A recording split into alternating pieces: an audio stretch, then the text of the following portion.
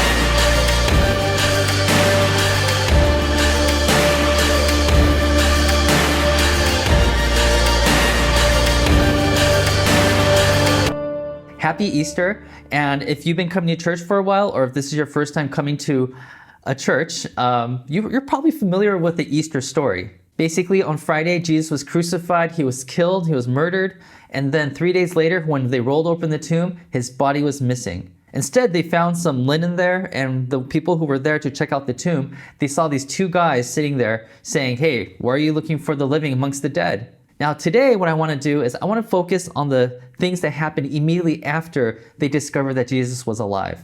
So here we go. When they came back from the tomb, they told all these things to 11 and to all the others. And by 11, they're referring to the 11 disciples of Jesus. There was 12, but one of them kind of betrayed him and kind of got lost. Now, if you're wondering who these people were, the people who found that the tomb was empty, well, they give you a list in the very next verse. It was Mary Magdalene, Joanna, Mary the mother of James, and the others with them told this to the apostles. But they did not believe the women because their words seemed to them like nonsense. Now, if you think it's weird that these men didn't believe these women, well, it turns out 2,000 years ago, that was pretty common. Back then, they believed that the testimony of a woman wasn't worth anything. So it makes sense. The response is pretty common back then. But there is one disciple who said, "You know what, maybe we should listen to these women." And that was Peter, the oldest disciple. I mean, after all, this is what Jesus has been teaching them for 3 years. Treat everybody equal. So if the women are telling a story, it's important for them to listen, especially if they are a follower of Jesus. So Peter, however, got up and ran to the tomb. Bending over, he saw the strips of linen lying by themselves, and he went away wondering to himself what had happened. So let's focus a little bit on that last part. It says that Peter went away wondering what happened.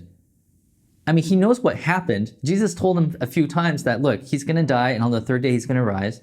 So he wasn't wondering what actually happened in front of him. He was wondering about its significance. He knew something special just happened, but he just didn't know what it meant. Oh, what's that? Oh, you're looking at this. Yeah, this is a cheeseburger from In-N-Out. And if you're wondering what this is doing here, it's actually an object lesson. No, it's not here to make you hungry, although it could do that. I wanted to point out the fact that this is probably the best cheeseburger I've ever had from a fast food restaurant. Five Guys has nothing on us. This is the premier cheeseburger. I mean, this thing has everything I like. It has a fresh beef patty, it has American cheese, fresh tomatoes and fresh onions, fresh lettuce, and butter toasted buns. So when you bite down on it, it's soft on the outside but crunchy on the inside. And that spread they put on there, oh, it's perfect. Now, this burger here isn't just delicious, it gives me life. Now, I want to point out something interesting about this cheeseburger here. You see, because everything that you see in this burger at one point was alive. So take this tomato, for instance. This tomato at one point was alive. It was connected to a vine, which was connected to the stem and the roots that went into the dirt. This tomato was alive until a farmer came by and plucked it from its life source. And then it started to die. But before it died completely, In-N-Out got it, they chopped it up and put it in this burger. Same goes for the lettuce, same goes for the beef that at one point was walking and mooing.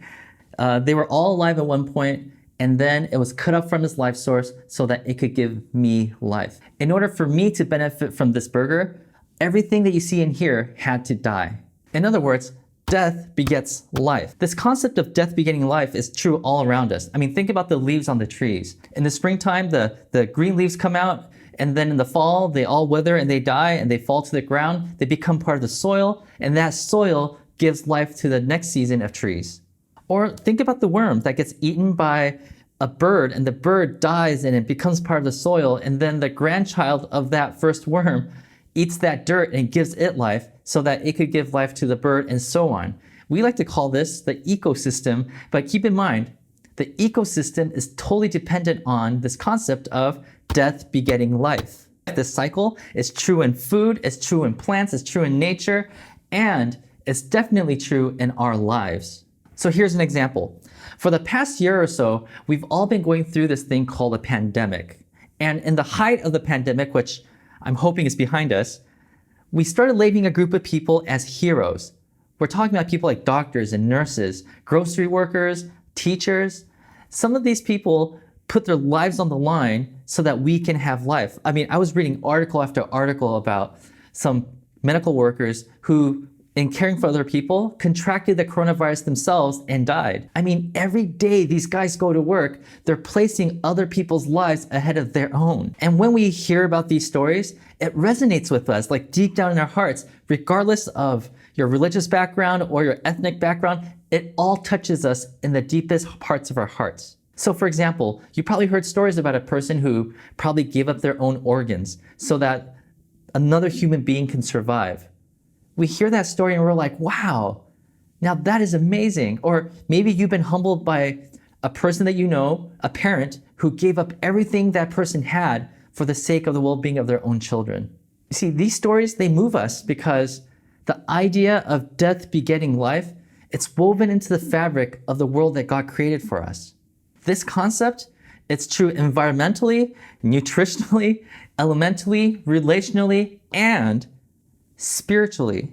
Yeah, Easter is the day that God sacrificed his life so that we can have life. It's the day where all evil, they threw their worst punches at Jesus, but the more they attacked him, the more life he poured out. Now, if death kept on punching Jesus and Jesus kept on pouring out life, that means that death didn't have any more power. In other words, Easter is the day that death was defeated. Life was poured out all over humanity that day. Now, in the story we just read, we learned that Peter, the oldest of Jesus' disciples, at that very moment when he discovered that the tomb was empty, he had no clue the significance of what just happened. But I'm sure that in the next few hours of his life, the next few days of his life, he did some reflecting and something came to his mind, like a little flashback. And I believe that flashback is in Luke chapter 9. The Son of Man must suffer many things and be rejected by the elders, the chief priests, the teachers of the law, and that he must be killed and on the third day be raised to life. What he taught in Luke chapter 9 is exactly what Peter just experienced in the last 3 days. Jesus was killed by these powerful people, and on the third day, Jesus rose again. Whoever wants to be my disciples must deny themselves and take up their cross daily and follow me. So let me paraphrase what Jesus just said. He says, guys, one day I'm gonna die. But I want you to pay close attention because you'll note that my death will bring new life. If you're my followers, then that means by definition, you're supposed to do what I just did. So wait, Jesus, are you telling us that we also need to be crucified and die on the cross just like you, and then we're gonna be raised to life on the third day? And Jesus would say, no, that's not what I meant.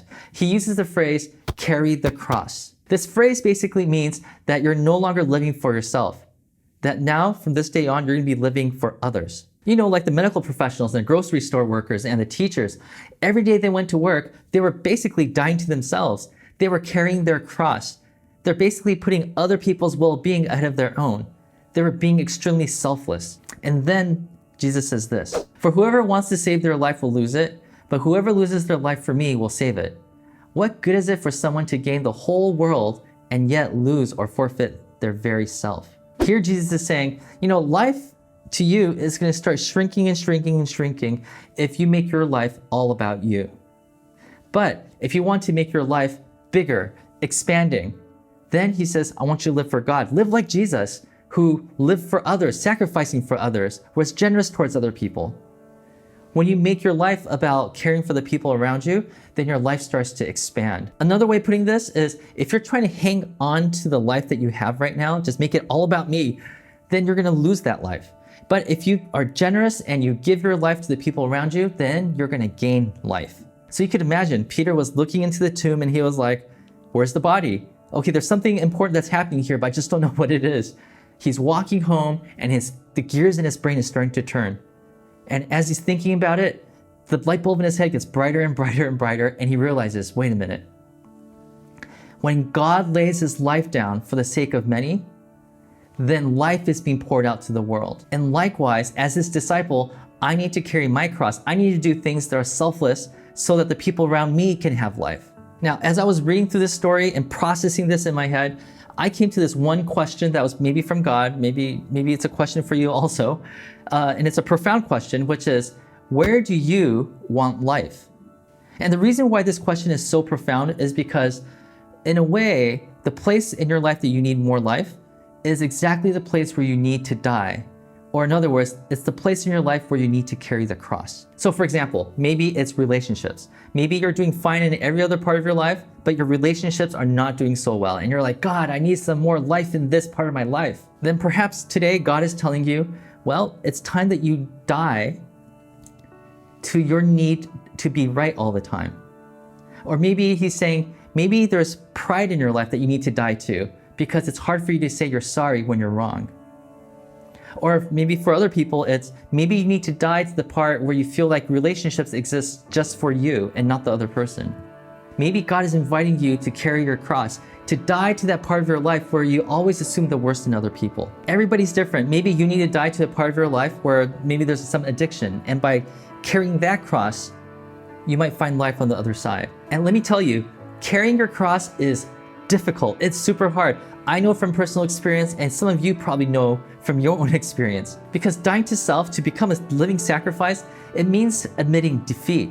You know, when Jesus was carrying the cross, when he's carrying his literal cross, people saw him as admitting defeat. But in actuality, what it was doing was it was leading him to life. Carrying your cross is difficult because it also means that you have to let go of something in your life that you've held onto and is a part of you for such a long time. You're worried that if you were to kill that part of yourself off, then you would no longer be you. I mean, what if I'm never the same? Is God gonna be able to restore me after I lose that part of myself? Well, let me tell you this first. God is not interested in resuscitation. He's not interested in reviving the same old life that you carried before. He's interested in resurrection.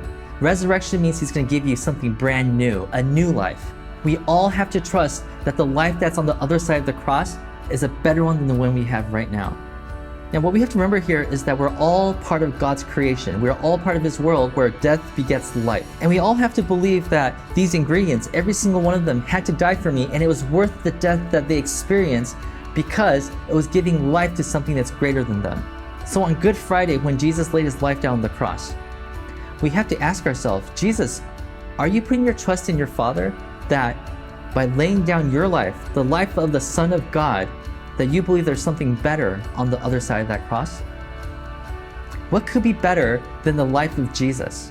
And I could just imagine Jesus smiling down from the cross, looking at us saying, you know what's greater than my life? You know what's worth giving up my life for? All of humanity. You are worth dying for. One day, all of you guys are going to be able to accomplish even more than what I was able to accomplish on this earth. So may God remind us that the same Spirit that raised Jesus from the grave also lives in us. And church, may you carry your cross daily, be a living sacrifice every day so that we can all bring life, new life into this world. And may we all experience heaven together. Happy Easter.